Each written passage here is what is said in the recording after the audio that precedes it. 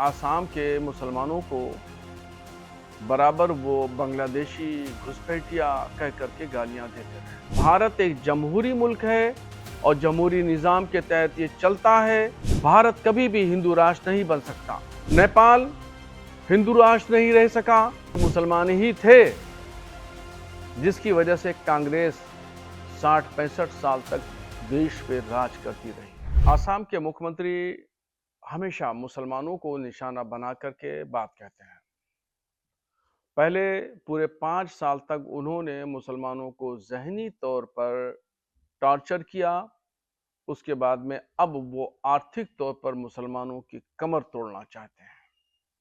वो मियाँ मियाँ का शब्द इतना इस्तेमाल करते हैं कि उनको ख्वाब में भी नजर आता है मियाँ।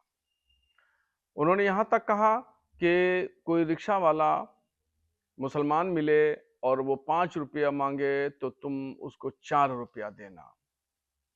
ये एक मुख्यमंत्री के लिए कितनी घटिया बात है और कितनी घटिया सोच को दर्शाता है। हेमंत कुमार भी शर्मा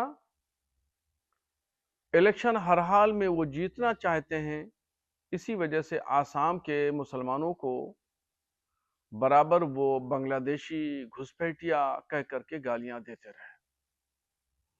उन्होंने तो संविधान की धज्जियां भी उड़ा दी।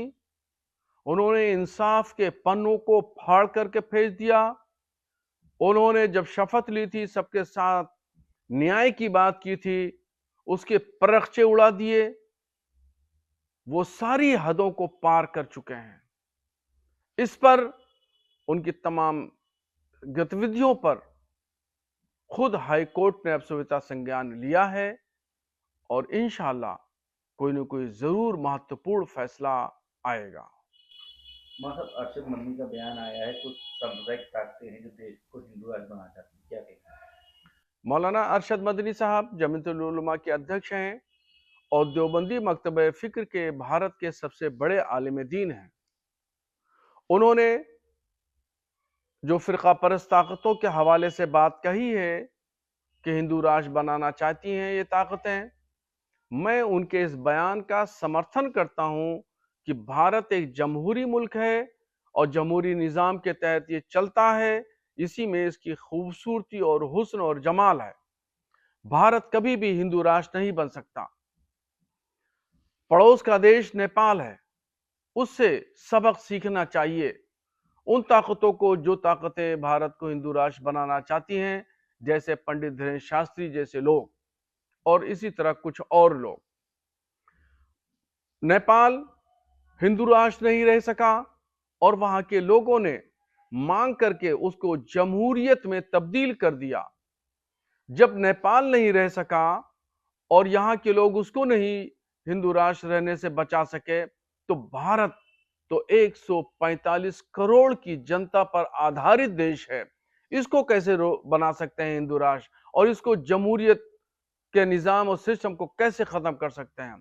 कभी नहीं हो सकता, मुमकिन नहीं है। 1000 साल भविष्य तक भारत हिंदू राष्ट्र नहीं बन सकता है। वहाँ तेलंगाना के सीएम रेवंत रेड्डी ने कहा है, हम अल्पसंख्यकों को 4% आरक्षण को बचाने की कड़ी मेहनत कर रहे हैं। अगर कोई मुस्लिम भाई मेरा नाम रेवतुद्दीन रख दे तो मुझे कोई आपत्ति नहीं।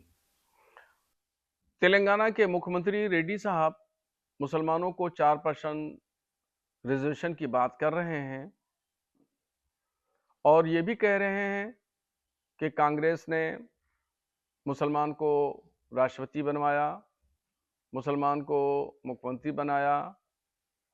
रेड्डी साहब एक लाइन गिना रहे हैं कि कांग्रेस ने मुसलमानों पर कितने एहसानात किए। रेड्डी साहब को समझना चाहिए कि ये मुसलमान ही थे, जिसकी वजह से कांग्रेस 60-65 साल तक देश पे राज करती रही। और ये मुसलमान ही हैं कि कांग्रेस से हट गए, दूसरी पार्टियों में चले गए, जिसकी वजह से धड़ाम से कांग्रेस जमीन दोष हो गई और आज जगह जगह कांग्रेस हाशिए पे पहुंच रही है।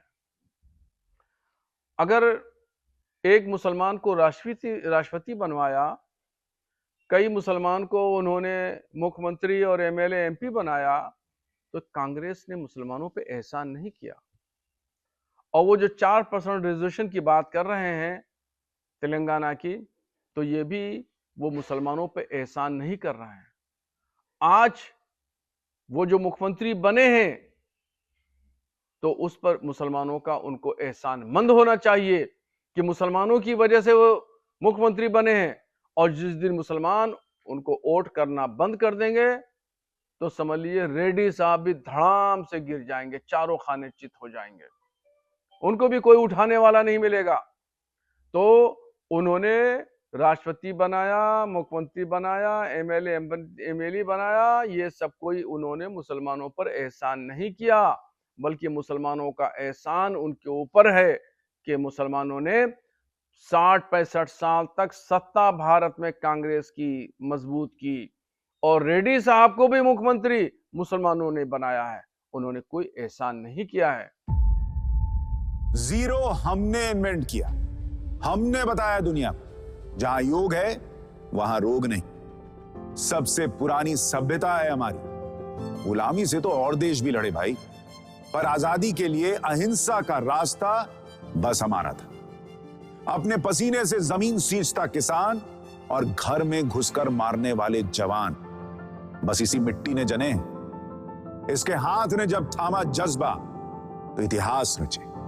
कदम बढ़ाए तो चांद का वो हिस्सा चूमा भाई, जहां कोई कभी नहीं पहुंचा। आज पूरी दुनिया में शान से लहरा रहा है तिरंगा, और इसके पीछे है गर्व से भरी अनगिनत कहानियां जो लिखी जा चुकी हैं और लिखी जा रही हैं, जिन्हें मैं सुनाऊंगा राष्ट्रगान रोज शाम 6:25 पर।